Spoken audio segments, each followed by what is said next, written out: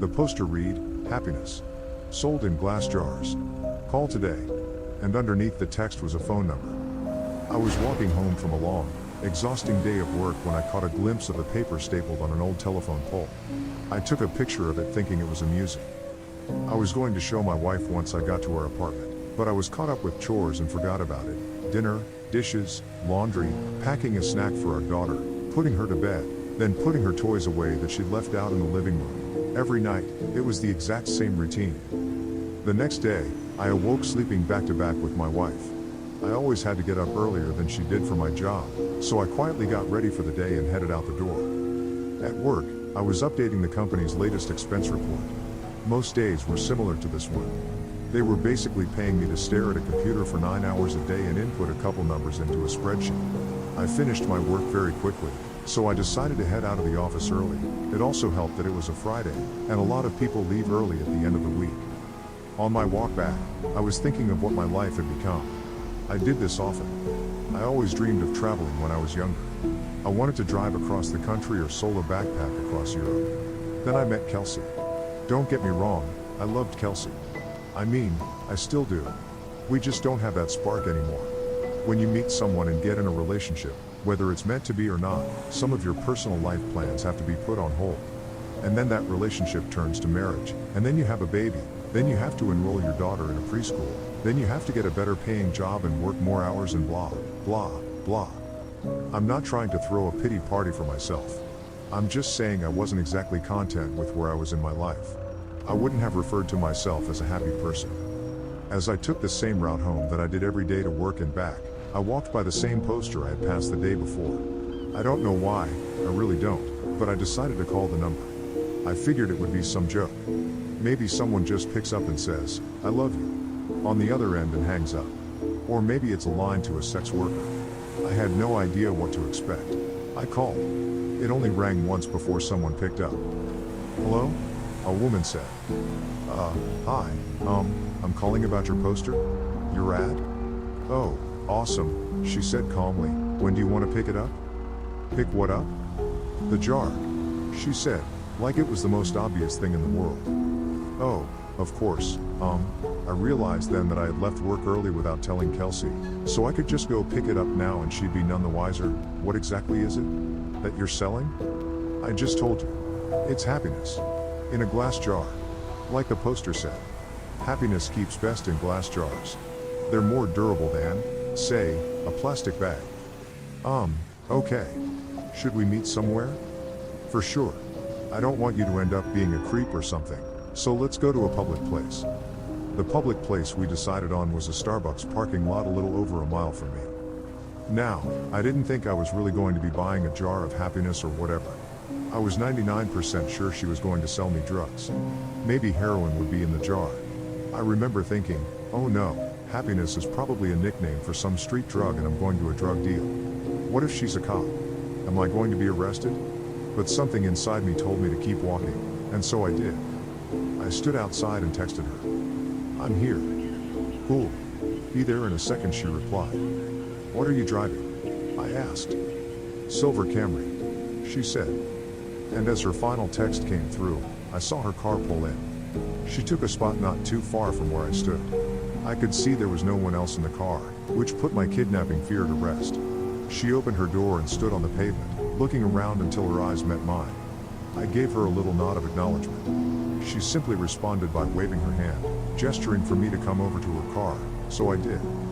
She was young, maybe mid-20s, with curly, golden hair. Her skin was pale and contrasted with the all-black outfit she was wearing. I thought she looked like Glinda the Good Witch from The Wizard of Oz had put on the Wicked Witch's clothes. "Nice day out," she said as a greeting. "Oh, yeah it is. Hadn't really paid attention to it. You were the one that called about the jar, right?" "Yeah, that was me." "Cool, well, here you go." She handed me a very small, glass mason jar. It couldn't have been more than 2 inches tall. Inside of it was a light. Not a light bulb, just light. It was like someone bottled up sunshine. It glowed even in the mid-afternoon daylight. It looked like a tiny sun, or a tiny universe existing in this little crystal-walled home. I was admiring it with no attempt to hide the awe on my face. "Pretty rad, isn't it?" What is it?" You've asked that, like, 3 different times, I think. My answer is still the same. It is happiness. Happiness in a glass jar. What do I do with it? Keep it, she said simply. If you have any problems, shoot me a text. She started to get into her car. Wait, I said, I thought you were selling this? How much is it? Don't worry, man, she said with a smile, you'll pay. She closed her door and I stepped out of her way as she backed up, then drove off. What the hell had just happened? What was I holding? I looked down at the jar again. Its radiance was simply mesmerizing. I put it in my pocket and could see its glow slightly through my pants. I began to walk home. What was just a nice, sunny day, quickly changed into a rainy one with clouds wrapping the sky. It was not forecasted that it would rain, or else I would have ridden the bus or subway to work that day. I jogged home trying not to get too drenched. I finally found shelter once I made it to my apartment building. I walked up to my door and found that my key wasn't on my key ring anymore.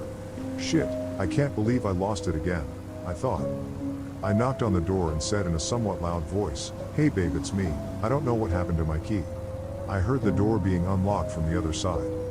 When the door opened, I was greeted by a large, heavy-set man with greasy hair and unkempt goatee. He said, "I think you got the wrong door, but..." "Oh," I said, disoriented, "my bad, sorry, have a good one." He let out a chuckle as he closed the door. Apartment number 33. I know that was my apartment. I know it was. I've been in apartment 33 for 5 years now. But that was not my apartment. From what I could see inside, all the furniture was different. It was painted a different color. It was all wrong. I felt like I'd hit my head and was drugged. In that moment, nothing made sense. I pulled out my phone to call Kelsey so she could calm me down and tell me I just got confused for a second. But her contact wasn't in my phone. In fact, nothing was in my phone. I had no messages with her. No previous calls. No pictures. It was like my phone reset to its factory settings. Did that girl somehow switch my phone out when I wasn't looking? I would have just dialed Kelsey's number manually, but I couldn't quite remember it. I had known it by heart before, but not anymore. I needed to get back to the office. I had all my contacts backed up on my work computer. Since it was still raining, I hopped on the bus which had a stop right in front of the apartment complex. I rode downtown toward my office, the whole time staring at my wet shoes, wondering what the hell was going on. We have a keycard access to our building so only authorized personnel can get inside. I always keep my access card in my wallet, always. But, surprise, surprise, it wasn't there. I buzzed into the speaker we had for guests with appointments, or employees as a backup in case anyone lost or forgot their card. BZZZ. Hey, this is Tim. I must have lost my card. My employee number is. I stopped as I drew a blank. A voice came through the speaker. Tim? You got cut out. What's your employee number? I can't remember. That's fine. Just tell me your full name and department. Finance. I'm in finance. My full name is Tim Brooks. 1 second. About 30 seconds later, the man spoke to me again. We don't have a Tim Brooks working in this building.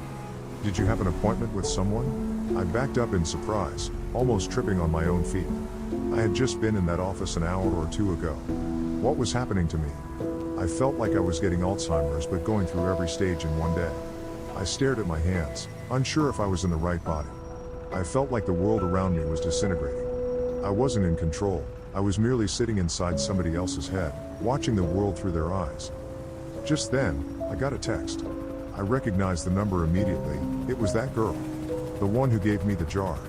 I had forgotten all about it until I saw her text. "Hey, how's it going?" she wrote. I looked at my phone, dumbfounded. It made me angry she was so nonchalant about this. She knew what was going on. She had done this somehow. "What the hell did you do to me?" I exclaimed. "The worst is yet to come," she replied. I was astronomically close to just chucking my phone as far as I could in frustration. I took the jar out of my pocket. It looked unchanged, still glowing just as bright. "What the fuck did you do?" I yelled at the jar, realizing I probably looked like a lunatic. As I stared at its glistening glass, I realized something. I didn't know what my wife's face looked like anymore. I knew her name. Well, I know it started with a K, or maybe a C. I couldn't picture her in my mind. I knew I had a wife. I knew I did. Yes, because I had a daughter. I had a wife and a daughter. I just couldn't remember their faces then, or their names, or their birthdays, or any memories I had with them. I know they existed. They did exist. I had just seen them that morning, right? I couldn't remember how she looked, or what she smelled like. What was our first date? We had a wedding, right? What about our first kiss? Or my daughter, or was it my son? Maybe I didn't even have a kid. But my wife, or girlfriend, she was real. I knew she was. The thought was tearing me apart. I couldn't see her in my head. I couldn't recall a single fact about her. I was standing outside of the same building, but I was unsure why I was. Did I work there? I must work somewhere. The rain was accompanied by a chilly wind now. It was whipping at my face, making my nose and cheeks sting. I wanted to go home. I wanted to be with her. I wanted to be warm. I wanted to go into a shitty office job that kept a roof over my head. I wanted it all. I was soaking wet. I was miserable.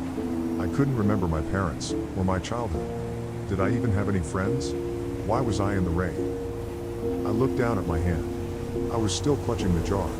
The only memory of my entire life I could concretely remember was that girl giving it to me, telling me it was happiness. It did not bring happiness. It brought pain. It brought suffering. I was more miserable in that moment than I'd ever been. My phone buzzed. Break the jar, Tim. I looked at my other hand. With the setting sun and the rainy sky, I swear the jar glowed brighter than any street light near me. I didn't break it because I was following her instruction. I broke it because I was angry. I broke it because I was upset. I needed a release. I raised my arm above my head and brought it down with one swift motion, shattering the jar on the concrete beneath my feet. That dark, chilly air accompanying the rain spread away like it was the shockwave of a bomb going off, and I was at the epicenter. I saw the warm, yellow light from inside the jar spread rapidly across the ground and ascend into the sky. It was as if I was watching the beginnings of the universe being created, like God had just snapped his fingers and said, "Let there be light." I was engulfed in it. I could no longer see street or rain, or anything dark. I felt like I was plummeting into a star going faster than the speed of light. It felt like sitting in front of a fire on a cold winter's night, but that warmth was covering every inch of my body. And then I blinked. Immediately I could feel the sheets beneath me, and my back barely touching my wife's. I was staring out the window. The morning light drenched through the glass and gleamed on my face. I stood from bed and grabbed my phone. It was Friday morning. I had one text. "Let me know if you ever need another jar." I called in sick to work. I snuck into my daughter's room and greeted her with a kiss and told her she didn't have to go to preschool today. We were going to have a family day. She smiled and stretched out her arms with a yawn before curling up and falling back asleep. I got back in bed and squeezed my wife tightly. I didn't let go for hours. Our daughter came into our room and woke us up eventually. She was jumping on the bed and shouting for us to wake up. Yesterday I may have found that annoying. Yesterday I may have found a lot of things annoying, or monotonous, or dull. But not today. Today, I pulled her under the covers in between me and Kelsey. Today was going to be a good day. Today, I was happy.